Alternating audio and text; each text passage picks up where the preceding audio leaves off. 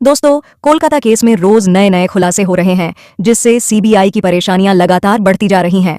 हाल ही में प्रिंसिपल संदीप घोष के मोबाइल से कुछ ऐसी महत्वपूर्ण जानकारी प्राप्त हुई है जिसने इस पूरे मामले को और उलझा दिया है। इस नए सबूत को देखकर सीबीआई को यह समझ आ गया है कि यदि इस केस को जल्दी से सुलझाया नहीं गया तो यह और भी जटिल हो सकता है। सीबीआई को आशंका है कि यह मामला लगातार नए मोड़ लेता रहेगा, जो जांच को गलत दिशा में ले जाने का प्रयास कर सकता है। लेकिन अगर आप भी चाहते हैं कि डॉक्टर बिटिया को इंसाफ मिले तो इस वीडियो को लाइक करें और कमेंट में भी वांट जस्टिस लिखें, ताकि हम सबकी न्याय की लड़ाई ऐसे ही जारी रहे। और आपने अगर अभी तक हमारे सन्यासी जी के चैनल को सब्सक्राइब नहीं किया है तो चैनल को सब्सक्राइब करके बेल आइकन को भी ऑन कर लें, जिससे हमारे द्वारा दी गई जानकारी आपको मिलती रहे। चलिए बताते हैं क्या है पूरी खबर। बस आप इस वीडियो को ध्यान से आखिरी तक जरूर देखिएगा। दोस्तों, आज सुप्रीम कोर्ट में इस मामले की सुनवाई हुई, जिसमें सीबीआई द्वारा प्रस्तुत तथ्यों पर विचार किया गया। कोर्ट के फैसले के बाद पूरे देश में एक संतोष की भावना जागृत हो गई है। लोगों का कहना है कि यदि सुप्रीम कोर्ट जैसे संस्थान न होते तो भ्रष्ट नेताओं और अपराधियों के खिलाफ न्याय की उम्मीद करना बहुत मुश्किल हो जाता। हालांकि सुप्रीम कोर्ट के फैसले ने सीबीआई के लिए एक बड़ा झटका साबित किया है। फैसले के बाद पूरे देश में एक ओर जहां खुशी और उत्साह का माहौल है, वहीं दूसरी ओर यह फैसला कई लोगों को सोचने पर भी मजबूर कर रहा है, जिससे यह मामला और भी गंभीर होता जा रहा है। सीबीआई द्वारा किए गए खुलासे के आधार पर डॉक्टर बिटिया के साथ हुए भयानक अपराध में एक नया मोड़ आया है। जांच से पता चला है कि इस घिनौने कृत्य में डॉक्टर बिटिया के प्रिंसिपल संदीप घोष और उनके कुछ दोस्त भी शामिल थे। शुरुआत से ही संजय रॉय का नाम सामने आ रहा था, लेकिन अब असली अभियुक्तों की पहचान और उन्हें बचाने की साजिशें स्पष्ट हो चुकी हैं। सीबीआई द्वारा सुप्रीम कोर्ट में पेश किए गए हलफनामे से यह स्पष्ट हुआ है कि संदीप घोष, संजय रॉय, उनके बेटे और कुछ अन्य रिश्तेदारों के साथ साथ बड़े नेताओं के नाम भी इस मामले में झूरी हैं। इस चौंकाने वाली जानकारी के बाद सुप्रीम कोर्ट ने अपना फैसला सुनाया, जिसने पूरे देश में हलचल मचा दी है। हालांकि यह अंतिम फैसला नहीं है और सुप्रीम कोर्ट ने अभी तक इन अपराधियों को सजा नहीं दी है, फिर भी अदालत में हुई चर्चा और आए निर्णय ने लोगों को यह विश्वास दिला दिया है कि अब देश में लड़कियों के खिलाफ हो रहे अपराधों से सख्ती से निपटा जाएगा। यह फैसला भविष्य में ऐसे अपराधों पर रोक लगाने की दिशा में एक बड़ा कदम साबित हो सकता है। सुप्रीम कोर्ट के इस कदम से लोगों में न्याय की उम्मीद जागी है और उन्हें विश्वास हो चला है कि डॉक्टर बिटिया को जल्द ही न्याय मिलेगा। इस फैसले के बाद हर व्यक्ति में एक नई उम्मीद जगी है कि आने वाले समय में न्याय प्रणाली और भी सुदृढ़ होगी और महिलाओं के खिलाफ अपराधों पर कड़ी नियंत्रण लगाया जाएगा। आज हम आपको इस अत्यंत संवेदनशील और महत्वपूर्ण मामले की पूरी जानकारी देंगे, जिसे जानकर आप भी हैरान रह जाएंगे। इस वीडियो में हम विस्तार से बताएंगे कि सुप्रीम कोर्ट ने क्या कहा है और सीबीआई को कौन सी महत्वपूर्ण जानकारी मिली है, जिसके चलते संदीप घोष के पुराने मित्र भी इस मामले में शामिल हो रहे हैं। इसके अलावा इस केस में नेता से लेकर कई प्रमुख हस्तियों के नाम भी सामने आ रहे हैं, जो पहले से ही संदेह के घेरे में थे। जैसा कि पहले से ही अनुमान लगाया जा रहा था कि इस मामले में केवल एक दो लोग नहीं बल्कि कई बड़े नाम शामिल हो सकते हैं, अब ठीक वही सच सामने आ रहा है। इसी कारण आज हम इस वीडियो में केस की हर एक डिटेल पर बात करेंगे और आपको यह भी बताएंगे कि सीबीआई ने अब तक क्या खुलासे किए हैं और सुप्रीम कोर्ट ने इस पर क्या कहा है। लेकिन उससे पहले मैं आपसे विनम्र निवेदन करता हूं कि अगर आप सच में डॉक्टर बिटिया को न्याय दिलाना चाहते हैं तो कृपया इस वीडियो के नीचे दिए गए कमेंट बॉक्स में वी वांट जस्टिस जरूर लिखें। और अगर आप डॉक्टर बिटिया को सच्ची श्रद्धांजलि देना चाहते हैं तो इस वीडियो को लाइक करें और चैनल को सब्सक्राइब करें। आपका यह छोटा कदम डॉक्टर बिटिया के माता पिता के लिए एक बड़ी ताकत बन सकता है। आपके एक लाइक या सब्सक्राइब से आपकी जेब से एक भी पैसा नहीं जाएगा, लेकिन इससे उन माता पिता को यह महसूस होगा कि पूरा देश उनके साथ खड़ा है।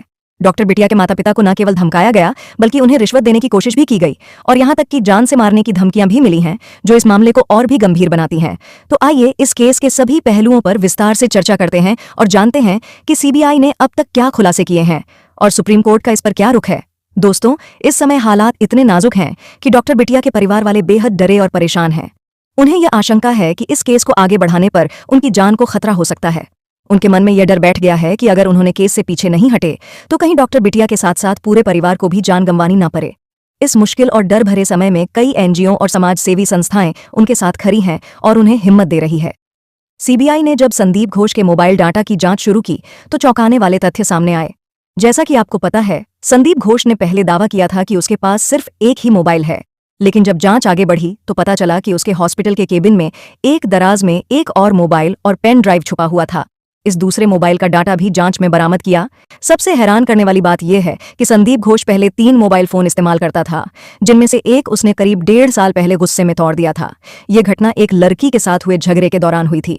हालांकि सीबीआई की जांच में नए नए खुलासे हो रहे हैं और यह देखना बाकी है कि आगे क्या होता है। मगर एक बात तय है कि इस केस में आपका समर्थन डॉक्टर बिटिया के परिवार के लिए बहुत महत्वपूर्ण है।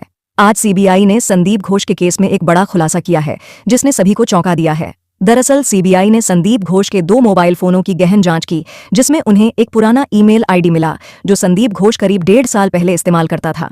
इस ईमेल आईडी से जुड़े सबूत जब सुप्रीम कोर्ट में पेश किए गए तो कोर्ट ने बिना देर किए सभी आरोपियों के खिलाफ गैर जमानती वारंट जारी कर दिया। इसका मतलब है कि जिनकी गिरफ्तारी होगी उन्हें तब तक जमानत नहीं मिलेगी जब तक जांच पूरी नहीं हो जाती और अदालत अपना फैसला नहीं सुना देती। इस फैसले के बाद संदीप घोष कोर्ट में ही टूट गया और जज साहब से माफी मांगने लगा। वह रोते हुए अपने स्वास्थ्य का हवाला देते हुए बोला कि उसे शुगर, ब्लड प्रेशर, डायबिटीज और दिल की बीमारी है और जेल में उसे बहुत परेशानी होगी। उसने जज से विनती की कि उसे घर पर रहने की अनुमति दी जाए, लेकिन कोर्ट का फैसला साफ था। इस फैसले के बाद मीडिया ने संदीप से करे सवाल पूछे। एक पत्रकार ने सवाल किया, जब डॉक्टर बिटिया तकलीफ में थी तब तुम कहाँ थे, जब उसके शरीर से खून बह रहा था और तुमने बिना पोस्टमार्टम के इसे खुदकुशी का मामला बता दिया था, तब तुम्हें अपनी तकलीफ का ख्याल क्यों नहीं आया? जब तुम्हारे दोस्त संजय रॉय ने निर्दयता से डॉक्टर बिटिया के पैर को तोड़ दिया और उसे पेट में लात घूंसे मारे, तब तुम्हारी इंसानियत कहाँ थी? वह बच्ची तड़पती रही लेकिन तुमने कुछ नहीं किया। जब उसके माता पिता रोते हुए तुम्हारे पास न्याय की उम्मीद लेकर आए, तब भी तुमने उनकी मदद नहीं की, उल्टा उनके दिल को और तोड़ दिया। जब तुमने ऐसी बातें कहीं जो डॉक्टर बिटिया के माता पिता की तकलीफ और बढ़ गई और जब पुलिस ने उन्हें धमकियां दी, तब तुम्हारा दिल कहाँ था? बड़े अधिकारियों ने तो रिश्वत तक देने की कोशिश की, लेकिन तुम्हारी आत्मा तब क्यों नहीं जागी? जब तुमने अस्पताल से डॉक्टर बिटिया के शव को जल्द से जल्द निपटाने की कोशिश की, पोस्टमार्टम के कुछ ही मिनटों में उस मासूम बच्ची के शव को स्वाहा कर दिया गया। जब इन सवालों का सामना संदीप घोष से किया गया तो उसने चुपचाप पुलिस की वैन में बैठने का फैसला किया और उसे फिर से जेल ले जाया गया। इस खुलासे और कोर्ट के फैसले ने संदीप घोष और उसके साथियों के खिलाफ कड़ी कानूनी कार्रवाई का मार्ग खोल दिया है। अब सभी की नजरें इस केस के अगले कदम पर टिकी हैं। सुप्रीम कोर्ट और सीबीआई की जांच से सामने आ रही जानकारियां इस मामले को और भी पेचीदा बना रही हैं। संदीप घोष के दोस्तों और उनके मोबाइल डाटा की जांच अब भी बाकी है, जिसमें ऐसे सबूत मिल सकते हैं जो इस केस की तस्वीर को पूरी तरह से साफ कर दें। संदीप घोष और संजय रॉय का नाता आरजी कर मेडिकल कॉलेज से बहुत पुराना है और उनके अपराधों की सूची थमने का नाम नहीं ले रही। अब आप बताइए, क्या ऐसे दरिंदों को जमानत मिलनी चाहिए जो अपनी बीमारियों का बहाना बना रहे हैं?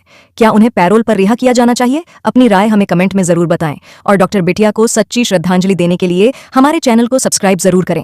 वीडियो को लाइक कीजिए और ज्यादा से ज्यादा लोगों तक शेयर कीजिए। फिर मिलते हैं आपसे किसी एक और नई वीडियो में नई खबर के साथ। तब तक के लिए वीडियो के अंत तक बने रहने के लिए आप सबका दिल से धन्यवाद।